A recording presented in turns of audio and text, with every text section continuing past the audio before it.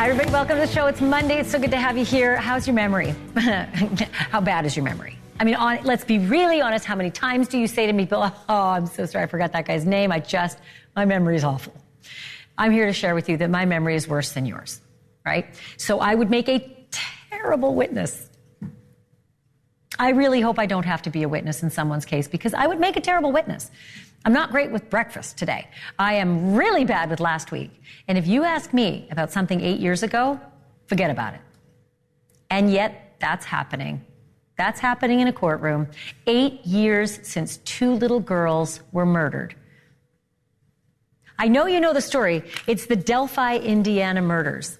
These kids have not had justice yet. Libby German, Abigail Williams. Look at those cute kids. How is it we have not been able to get them justice in 8 years? Well, it might happen because Richard Allen is going to trial after all this time. He's been locked up himself for a couple years. 8 years. How good will the memories be?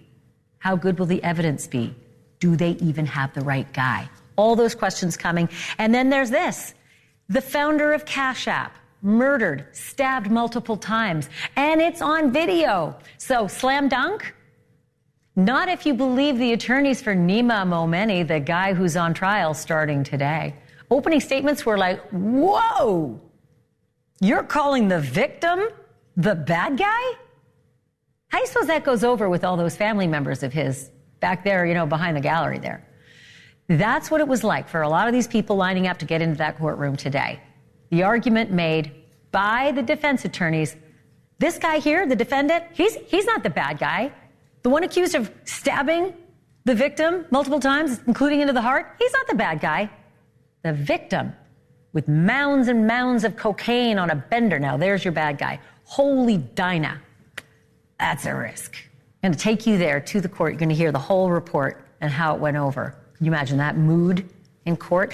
And then I always hate this part of a story about a missing person. I don't like stories about missing people anyway. I get sad for their families. I just hope to hell that someone's going to find them. More often than not, I don't get the Elizabeth Smart turnout, But in Texas, this very pretty real estate agent, 4 kids, look at this, Suzanne Simpson. This is now going into week 2 of her being missing. And here's the development I really didn't want to hear. They're searching the landfill. They're searching the landfill while her husband, the guy on the right, is wearing an orange jumpsuit, not for murder, not for her being missing, for a whole bunch of other weird reasons. And the bail is $2 million, not even for murder. So what do you suppose happened when the ATF showed up on the site and suddenly he's facing charges from the feds? This thing is getting weird. The Suzanne Simpson story, weird. And there are 4 kids. One of them's only 5 years old. I'm going to take you there, tell you all about the developments. Meantime, I just want to start here with this one because I am always amazed that it takes sometimes forever to investigate a case and forever for a case to make its way to trial. And then suddenly everything jumps into overdrive overnight. And I'm kind of like, whoa, whiplash. But if you've been counting, it has been exactly 2,800 days since those 2 young Indiana girls, Abigail Williams, 13, and Liberty German, Libby, 14. It's been that many days since they were murdered when they were just out for a hike on an abandoned railway bridge in Delphi, Indiana. That is almost 7 years and 8 months. And it took more than 5 of those years for police to even make an arrest and for the state to even bring charges. The guy they collared, the man they charged, is a local guy. His name's Richard Allen. This is him. You've probably seen that picture before, but you might have seen other pictures that you don't recognize because he got real skinny in prison. I'll get to that. But finally, today, his trial began with jury selection. And there was nothing local about it. The jurors happened to be from a county more than 100 miles from where those girls were found murdered. But is that even going to make a difference? In the true crime universe of chat rooms, podcasts, and Facebook groups, Richard Allen will forever be known as Bridge Guy. But whether he's the Bridge Guy or merely a Bridge Guy, that'll be up to a jury. The Bridge bridge is a story in itself. An abandoned train trestle, 850 feet long, 60 feet high, with a creek below and not a guardrail in sight. In Delphi, Indiana, population just under 3,000, it's a landmark. And despite the fact it's technically off limits to the public, it's a hangout spot too. In legal terms, it's an attractive nuisance. What happened there in 2017 was, in legal terms, murder, ×2. On the day before Valentine's Day, 13-year-old Abby Williams and her best friend, 14-year-old Libby German, were dropped off by Libby's big sister on the hiking trail that leads to the bridge over Deer Creek. They'd had a sleepover the night before and planned to go shopping later.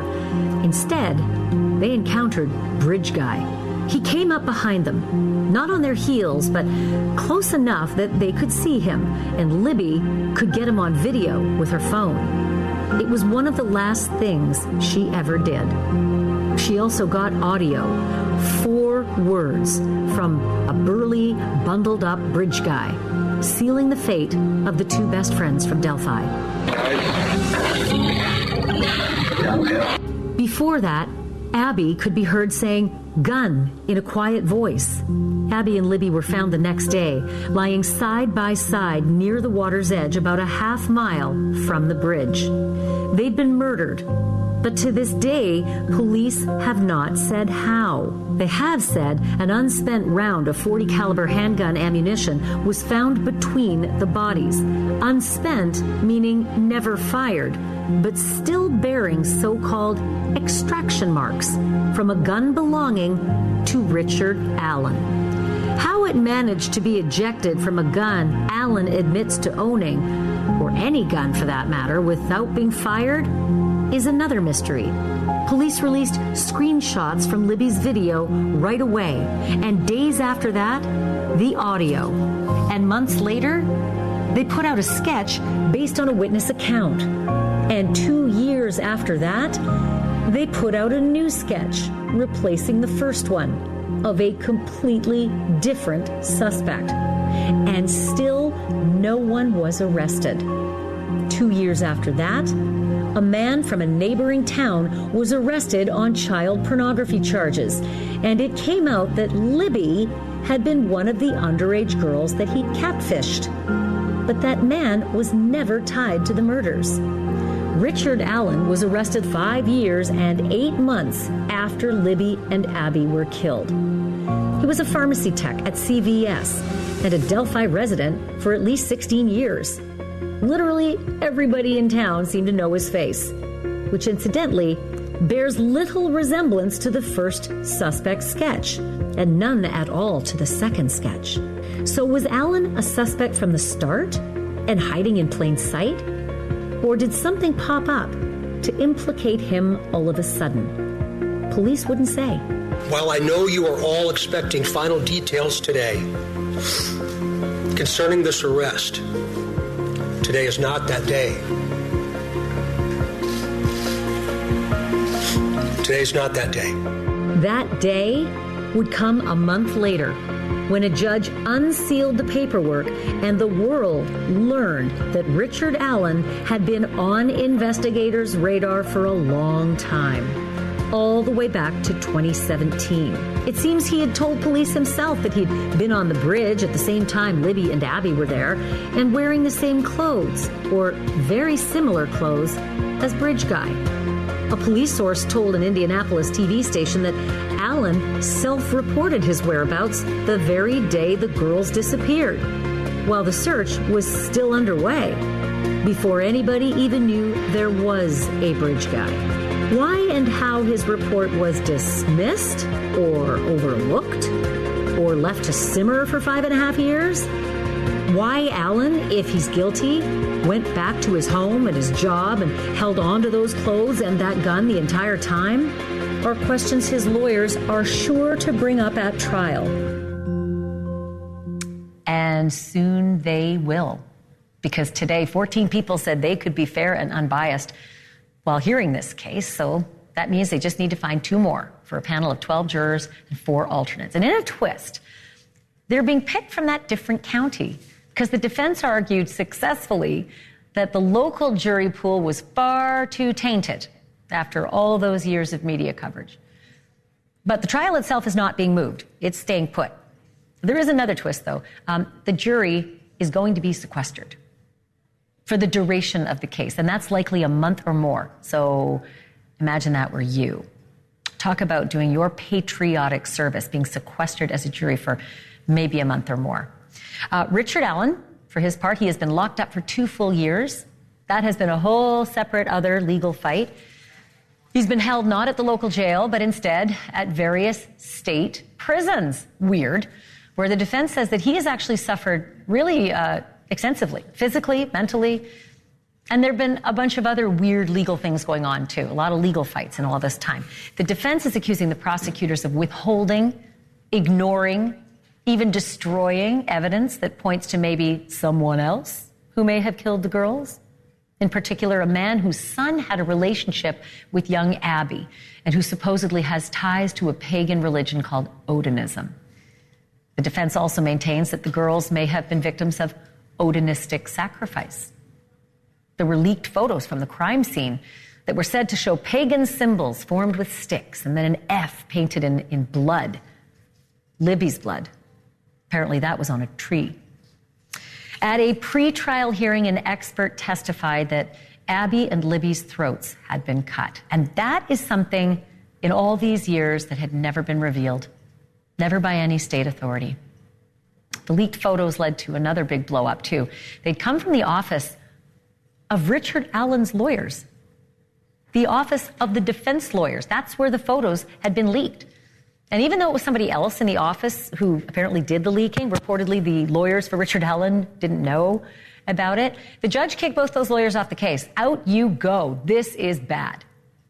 And the lawyers decided to fight back hard. They took the decision all the way to the state Supreme Court. And then they won it. So they're back on the case. What's more, they flipped the script on that judge. And then they started to push the judge. Wanted the judge kicked off the case. And they took that one into litigation. Did not win it.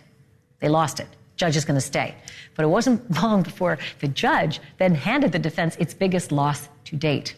She ruled that no evidence, not even a mention of that whole ritual pagan sacrifice Odinism business is going to be allowed into this trial.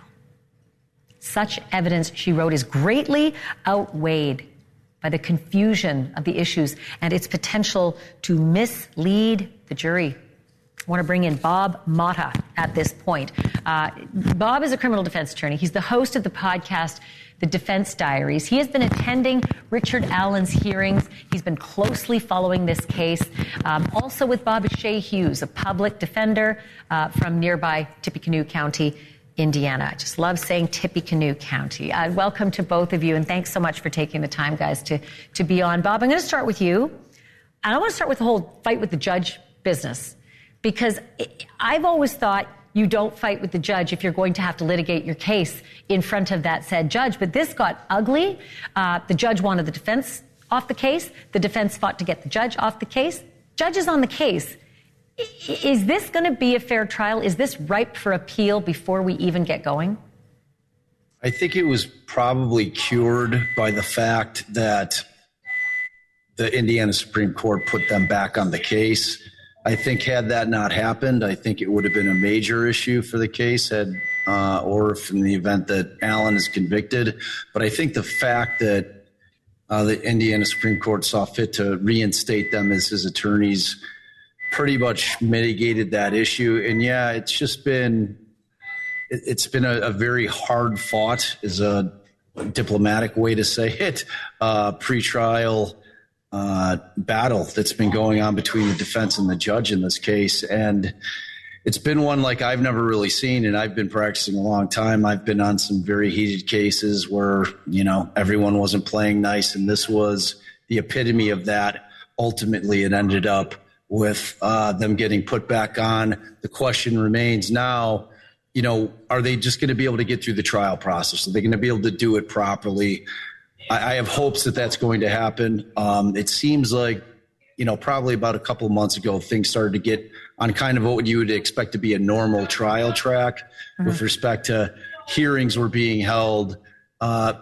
she was giving decisions in a more timely fashion. And, that led me to hope that when we get to trial that she will timely just try it like a normal case. Speaking of timely, I don't think you were expecting they were going to pick a jury so fast, as it evidenced by where you are tonight, Bob. I'll let our viewers in on a little secret. It's a lovely background you have, but it is actually a McDonald's restaurant, because you are on the road, literally. That is true. To get to this trial, you weren't expecting they would be this far along in the process. So, you picked up and literally stopped your car to find Wi-Fi in order to talk to us. Much appreciated. Shay, I'm not suggesting you went to those lengths to speak with us, but you sure have a lot of wisdom for us. I am very curious about this Odinism business. It seemed to me, again, I don't have access that anyone else, doesn't have to this case, but it seemed to me that there was some fairly, wouldn't say strong, but compelling evidence that maybe there was some weird business going on out there in the woods. Maybe there was something to the way the crime scene was staged. Why would this be completely suppressed?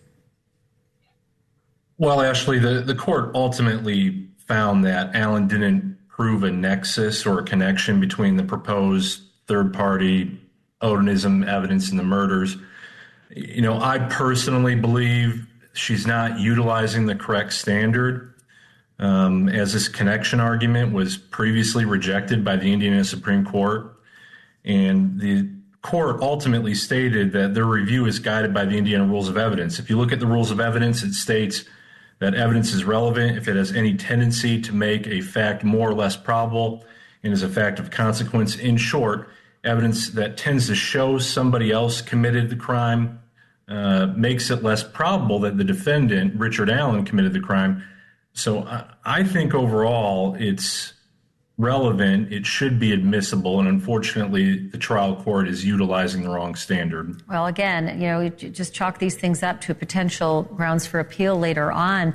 I will say that, just to add to what you said there, Shay, a man named Brad Holder, his son had a relationship with Abby and had posted on his socials all these ritualistic symbols. So I see that there is some kind of nexus there. Maybe it wasn't argued well enough. But let me play something quickly that our Crime Nation program here in our Next Star world was able to secure. And it was an interview with Connie Dillman.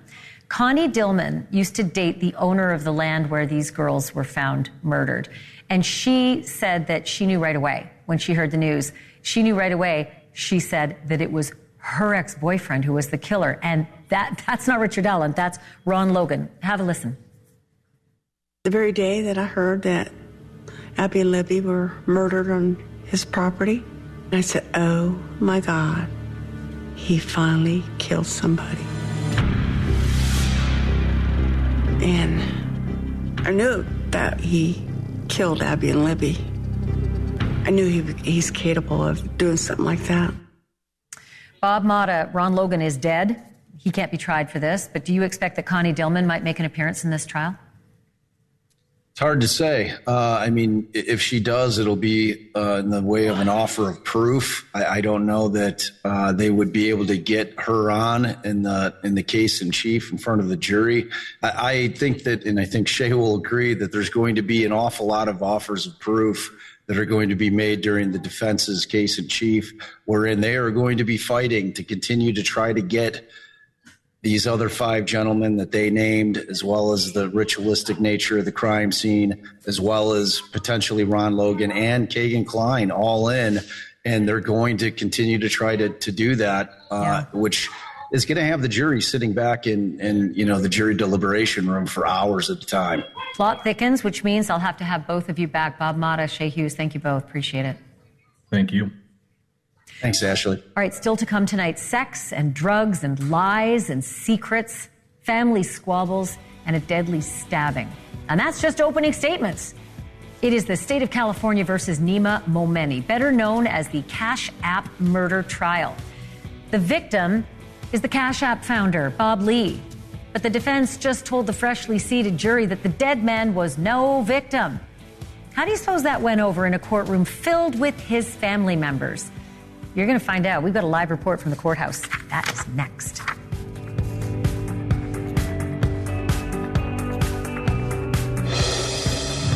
Loves me a good story out of San Francisco. And I really like it when it involves a whole bunch of naked ladies, mounds of cocaine, a guy who's avenging his sister's honor and apparently plunges a dagger into the heart of his nemesis. And I am not talking about a movie on Netflix, and I'm not talking about some book. I'm talking about day one of a trial. We kind of all knew it was going to be a little like this, just not quite as much. And we sure didn't know that the family members of the victim, the Cash App founder, were going to be sitting in a courtroom and listening to the defendant as his lawyers call him the bad guy. The dead man. He's the bad guy. Coke-fueled, partying rager. Now you got my attention. And you got Nancy Liu's attention because she got the assignment from NewsNation, and she ended up in the courtroom all day today, and now she's out in front of that courtroom. First of all, I hope you took a lot of notes, because this is a book after you're done this assignment. Second of all, how did that go over when the defense attorneys called the dead man who bled out on the sidewalk the bad guy? It was expected from Bob Lee's family, but there were all kinds of bombshells inside this courtroom today, Ashleigh, but most of all was the accusation from the defense attorneys in their opening that Bob Lee was on a 91-hour bender before he was murdered, that he had just 6 hours of sleep, and that day before the killing is key to all of this. It appears that they were all partying at the home of a friend. Bob Lee went with a friend of his. Momeni's younger sister, Kazar, she was there also with another friend. And just some wild details from that party, which was filled with just mounds of drugs from what we have gathered today here in court. Can I jump in? Acid there. 1 sec. Before you go to the list of all the dope, can the control room go back to that picture of Khazar? Spelling, her pronunciation is probably more like Khazar Momeni. This is the defendant's sister. And I remember when she first showed up in court, that's her on the left. I thought, who's the movie star? Mm-hmm. Who is the movie star who showed up in court with the giant glasses and the stunning hairdo and the gorgeous husband? They look like they're made of money. They look like they're just the most, I don't know, like I said, they look like they're right out of Hollywood. This is the young woman whose brother, allegedly, if you believe the prosecutors, was trying to avenge her honor. Avenge her honor at a, crazy bender with drugs and nudity, and went after Bob Lee for it. Is that what we're supposed to understand from the prosecutors? Exactly. And so they have called him, this crazy avenger brother trying to become a hero for his younger sister. But at that party, Ashleigh, we heard that there was acid, GHB, which is the date rape drug, whippets, as well as cocaine. So at some point, Khazar and her girlfriend, they're feeling out of sorts. They call Nima. She called her mom as well. And then there's a call from Nima to Bob Lee, kind of blasting him about all this and asking, why are the girls naked? So just the anomaly of, wow. It's crazy. I'm trying to put this together. Apparently at this party. Hold it, Nancy, wait, go back for a second. So Khazar, the beautiful Hollywood bombshell with the big glasses in the courtroom, the defendant's sister, he's trying to avenge her honor. I'm led to understand she's at a party with her girlfriend.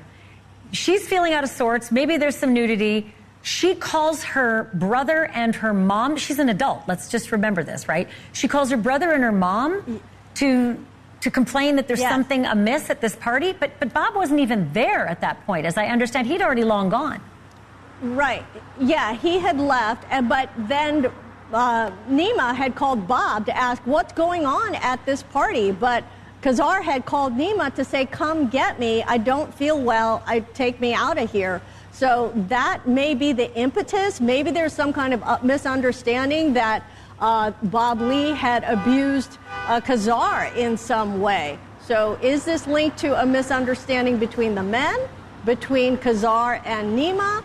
But we will hear during the trial. But text messages are going to be key in this trial, and the prosecution claims that, invaluable to them will be the text messages from Khazar to Bob Lee the day after, the morning after he was already dead. She's unaware that he's dead, and she texts him saying, just want to make sure you're doing okay, because I know Nima came way down hard on you. And the prosecution claims those texts are invaluable to this case. Aren't there also, Nancy, some text messages between the beautiful bombshell Khazar and her brother, now trying to save his skin in a courtroom from murder, where she's saying to her brother, "You're crazy. You're barking up the wrong tree," and these are my words, but basically something to the effect of, whatever you did, you're way off base. Yes, and she also used the term effing psychotic, that he can be effing psychotic. So the prosecution mentioned that term in their opening, telling the jury that this guy can be effing psychotic. Like I said, you got my attention, Nancy. You're not allowed to leave. Like I said, though, you're going to get a book out of this one, I'm sure. Nancy Liu, thank you for this. Quickly, one more. Tomorrow, Ashleigh, we're expecting Khazar on the stand. She's subpoenaed to show up here at court, so it could be another bombshell day here in this trial. Okay, get a hotel room. Appreciate that, because you're going to be on tomorrow night. Nancy, thank you. Appreciate the hard work. Really do. Still to come, folks, a mystery deepens as the husband of a missing mom of 4 in Texas gets a visit from the ATF. Where is Suzanne Simpson tonight? And why have the feds entered the picture like this? I got 2 million reasons why Brad Simpson's life is about to get a whole lot worse. That's next.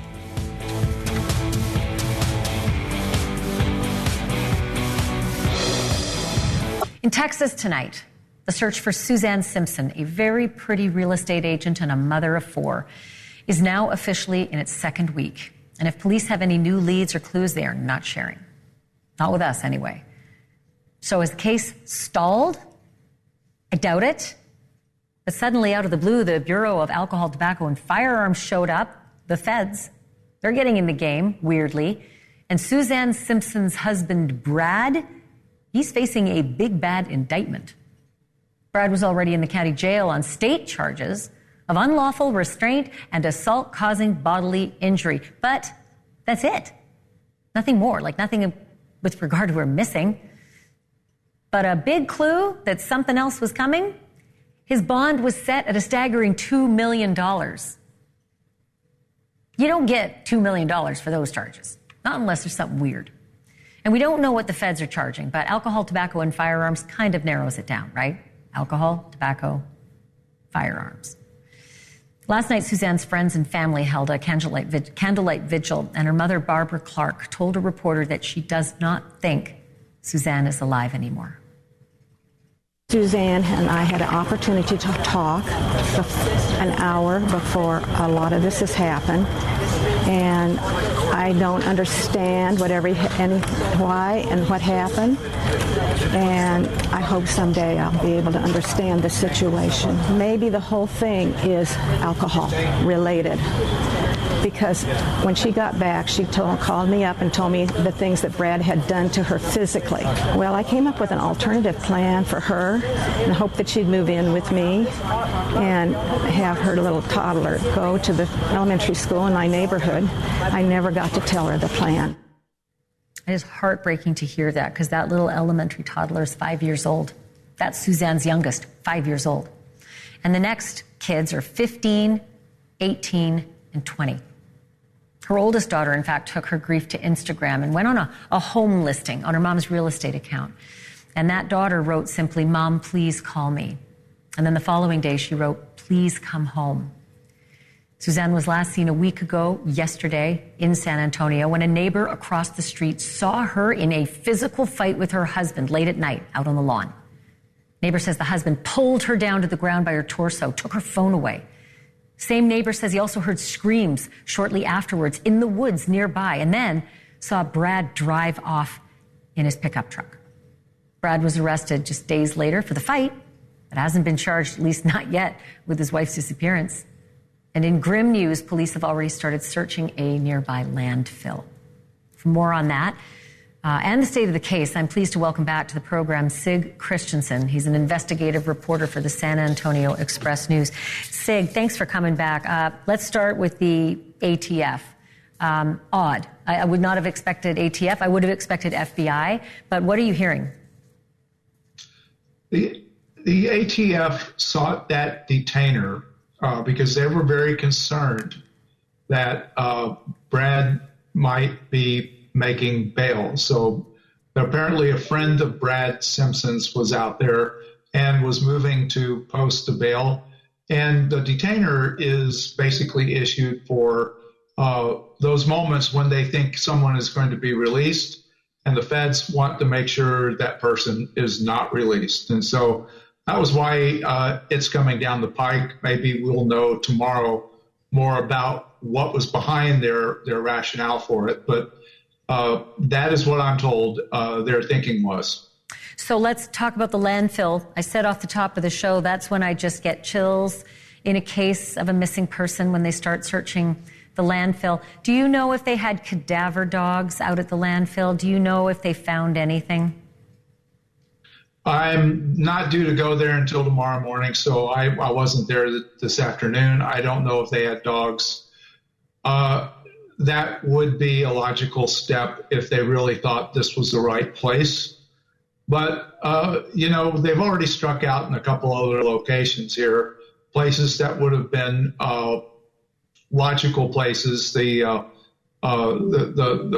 place, the wooded area directly adjacent to their residence. And then there was an area in another town about 20 minutes away from here. They searched there Saturday, I believe, and came up with nothing. So this could have some evidence behind it, or it could just be striking out blindly. Question about these kids. There are 4 kids. Dad is locked up, $2 million bail, and like you said, ATF stepped in. It's unlikely he's going to get out anytime soon. He's got lots of enemies. We've read about that. Neighbor says he saw something pretty darn indicting going on in the front lawn before she disappeared. And you've got these kids. Like, I think there's a 20-year-old girl, an 18-year-old girl. I think there's a 15-year-old boy maybe, and a 5-year-old girl. Where are they? Who's looking after these kids? That's a good question. I was over there in the neighborhood over the weekend. There were a bunch of cars at their residence. I went up to Bandera, where Brad Simpson had a home that he built and bought the land for through an LLC. And that particular place actually had people in it. There were 2 people, an elderly couple, and what looked like a 5-year-old girl sitting in the living room. I don't know if that was her. I can tell you that it struck me as being almost certain that these people were relatives or good friends, because the woman told me Brad does not live here, and she slammed the door in my face. It's so upsetting when you think about the kids, especially when overnight their worlds were just turned upside down. Mom's not coming back, it seems. Dad's likely not going to do well in this story either. Sig Christensen, I'll call on you again. Thank you for this. Thank you.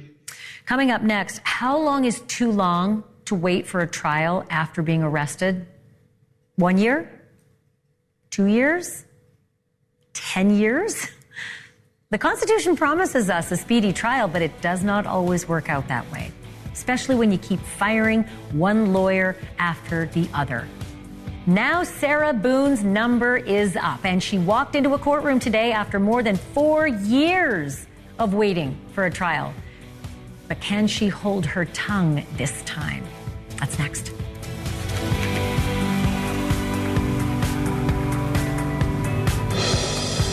Give us the right to a speedy trial, right? So that we wouldn't rot away in a jail cell, possibly years and years without being convicted of anything. And yet it happens. It does. It actually happens a lot. Case in point, the man finally convicted of kidnapping Elizabeth Smart. Do you know that he waited 8 years before trial? It is by no means a record. I've heard of longer. Defendants can and do accept speedy trials. They can, but it's usually a decision that's jointly made by the accused and trusted counsel. When I say usually, I mean not always, like in the case of Sarah Boone. She is the one who killed her boyfriend in February of 2020, 4 years and 7 months ago in Florida. She left him overnight, zipped up in a tiny suitcase, and then taunted him as he suffocated. I'm sure you know the story. I know you've seen the disturbing video that goes along with it. Boone could have gone to trial at least 2 years ago, but through no fault of the courts or her counsel or anyone other than Sarah herself, the jury selection only just started today. I want to bring in Jesse Weber. He's an attorney and NewsNation legal contributor, and he knows why these things happen. But before I even get to whole delay business, let's just talk about how dumb it was for her to reject a plea offer. Can we talk about that? I'm gobsmacked. I could barely breathe when I saw this. Think about this. She is offered 15 years in prison for manslaughter when she could be facing 22 and a half years in prison for murder. Minimum. By the way, you think this is an easy case for her to defend, right? This is not a case of who done it, okay? We'll get to the defense in a second.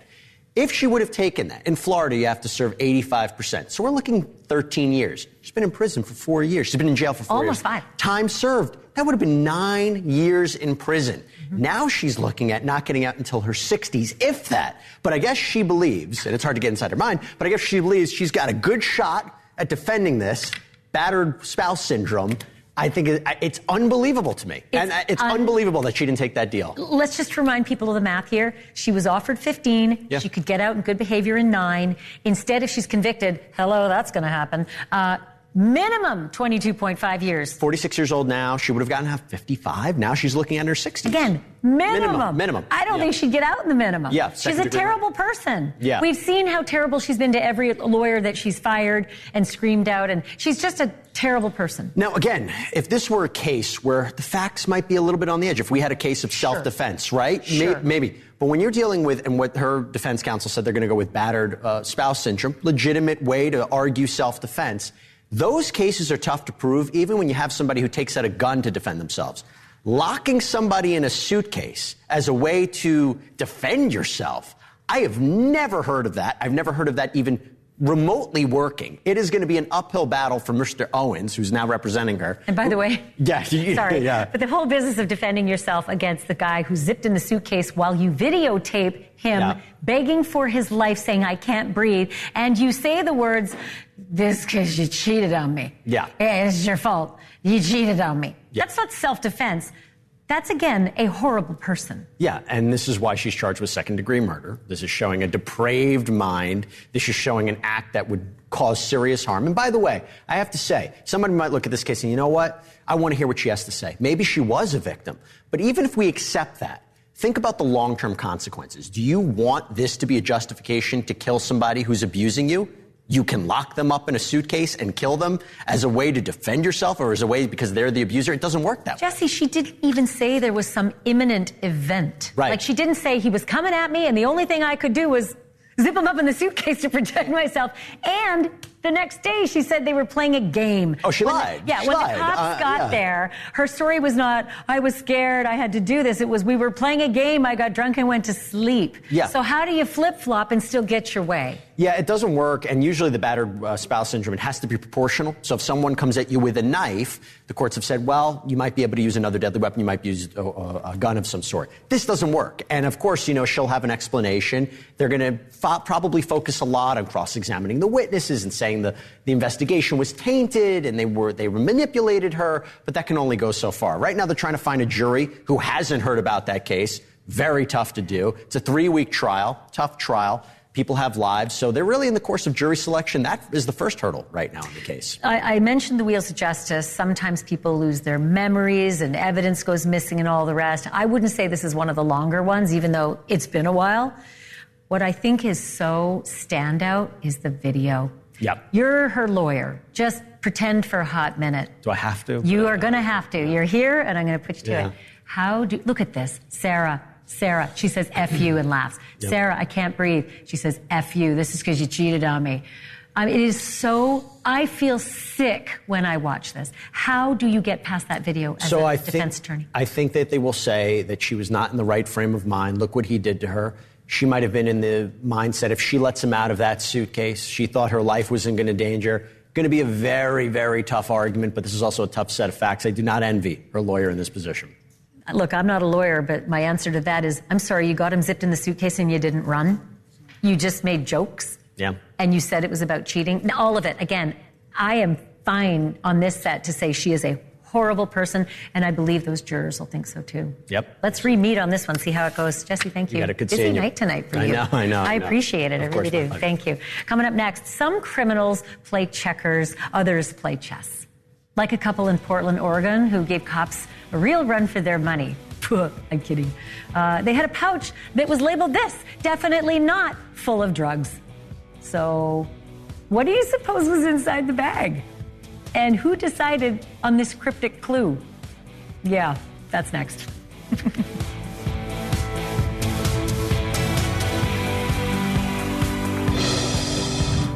Finally tonight, proof that there's a very fine line between irony and stupidity. Police in Portland, Oregon were searching for a stolen car the other day and came across this bag clearly labeled. Definitely not a bag full of drugs. But wouldn't you know it, the cops decided to look inside anyway. They found real cash. There you go. Meth pipe, fentanyl, fake oxycodone pills, half pound of drugs in all. And they also found a gun, plus baggies, stack of cash, a couple scales. The man and the woman in the car were arrested on multiple charges, of course. And by the way, we looked up the bag. There it is. It's on the internet. You can buy one for yourself for $15 to $20 on Amazon. Word of advice, though. If you do, definitely keep it legal inside, because police may not think it's as cute as you do. Thank you so much for watching tonight. Nice to have you here. Something special next. Wait for it, because Vice President Kamala Harris has a rally, and we're running it. I'll see you tomorrow.